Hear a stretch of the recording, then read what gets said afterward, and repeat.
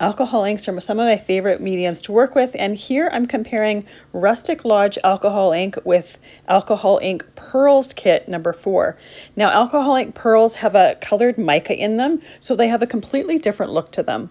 I'm working on non-porous synthetic paper, and I'm using blending solution to blend them out. I'm also using an alcohol ink blower to help move the inks around. You can see that the pearls right away start to bloom and flow in the alcohol ink blending solution, whereas the alcohol inks themselves kind of need a little bit of help moving around. You'll want to make sure to use alcohol inks in a well-ventilated area. I like to open up a window just to make sure I have some nice fresh air flowing.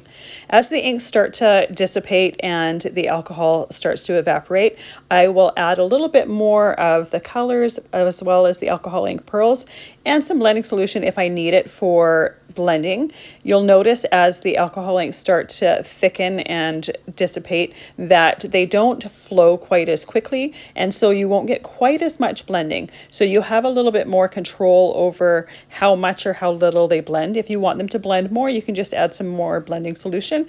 If you like how it is, you just keep going until you are happy with the results.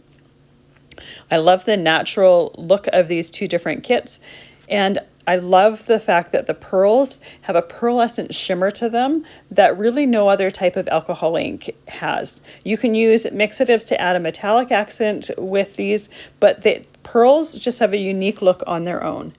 After it's dried for a few minutes, you can see that the regular alcohol inks have bright, transparent colors, whereas the alcohol ink pearls have a pearlescent shimmer to them, which is absolutely beautiful.